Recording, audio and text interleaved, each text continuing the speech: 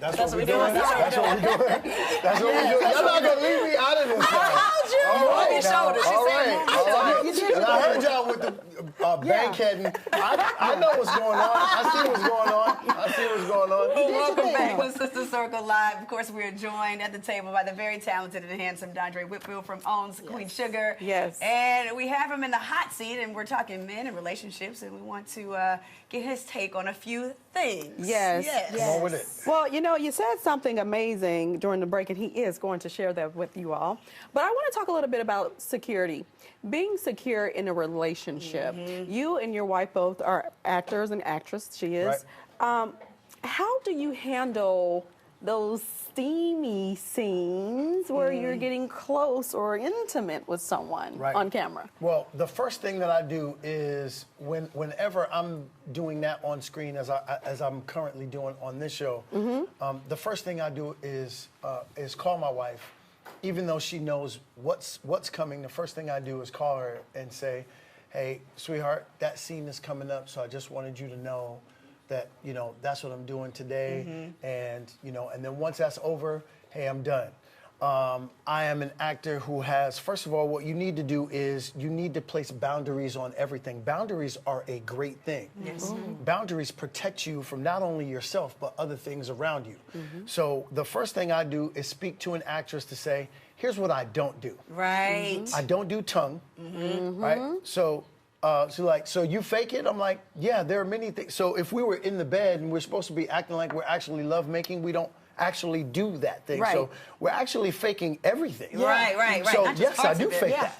So the only tongue I do is with my wife. So if you give everything to everybody, what's the special thing that you give your spouse or your partner?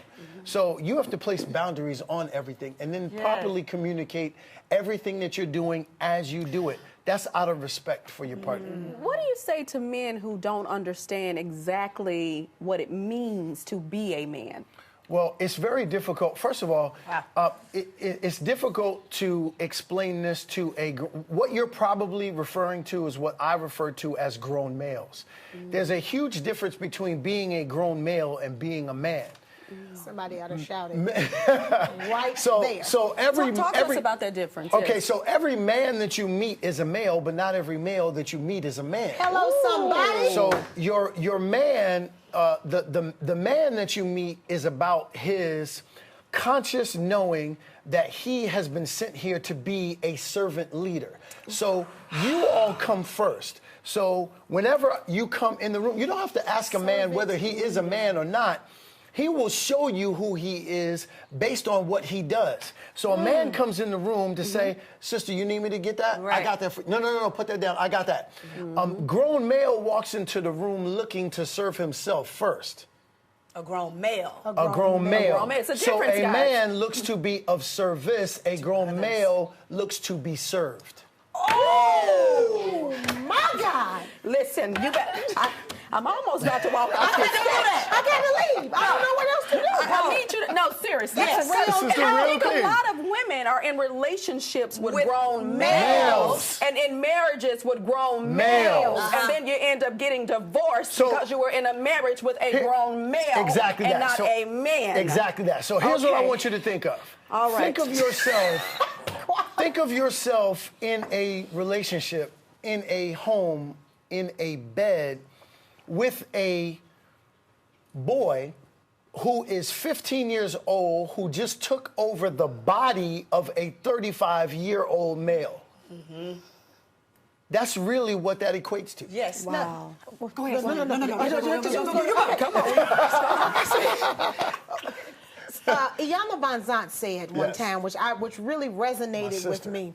She said that sometimes when people go through trauma, whatever age that they're at, they That's stay right. there if That's they don't where he heal got from stuck. it. Yeah. So, That's right. So in that instance, a lot of our men are lacking this fatherhood that you were speaking of in the break. That's right. Could this be what is happening with our men, that they're never really healing from those wounds, from not having the man in their life, and they just carry on? Throughout life. His development was arrested at whatever that age was. So he stopped matriculating into manhood at that point. age. Yes. So let me give you an example. I actually cheated in my life in my early 20s because, and I'll never forget this, I actually cheated on, and I'm not going to say who that is to protect those her. that, right? So I actually didn't want to do that. And I was disappointed that I actually did. So I began examining why I did that. And I'll never forget this. I got to a point, my father was in and out of jail my entire life, right? So without having, my mother did a phenomenal job of introducing me to the principles of manhood. But actually walking out manhood is the job of a man. Yes. My mother can't teach me to be something she's not. Yes. That's the misconception. Right. Your mother cannot teach you how to be a man because she's not a man. Let me give you an example. If you want to become a chef, my mother taught me how to cook. So I'm a man who knows how to cook. But it doesn't make me a chef. Right. If I want to be a chef, I got to get under the tutelage of a chef. Yes, yes. Okay? So my father actually had me, and this was probably at the age of around 11. My father had me in the car and he said to me, I love your mother. And it made me feel so good because a child just wants to hear that his father loves his mother. But at the very next moment, he looked out the window and whistled to a sister across the street. The messaging that I got from that was you can love a woman but then be in lust with a bunch of others.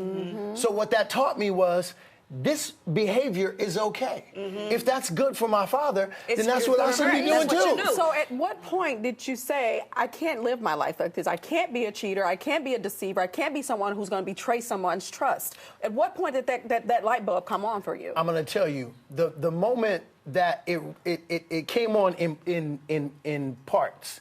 So when I got married, I said, okay, I gotta make sure that I am living my life out in integrity in that space. And then 2 years later, my daughter was born. And I said, ma'am, you are gonna be held accountable not only by your wife, not only by God, but your daughter has been sent to you as a living, breathing example of exactly what you are supposed to put into this world. So everything that you want for her, you better deliver to your wife. And this is over. Yes, it Well, is. Good night. Thank you. And Andre, I we can't could- take it. I do wish we this. had more segments I wish with we had them. more The manhood book is coming. There you go. And Tease my that. gift to all of my sisters is I'm going to train up our males to be men Please so do. that they can be the men that they were supposed to be in order to properly cover you and to properly train up our children. We are Sister Circle Whitfield. Can we book you next week? Thank you so much for sharing My your pleasure. thoughts, your insight. Yes. We love to hear how you feel. Please send us your thoughts at Sister Circle TV on all of our social media platforms.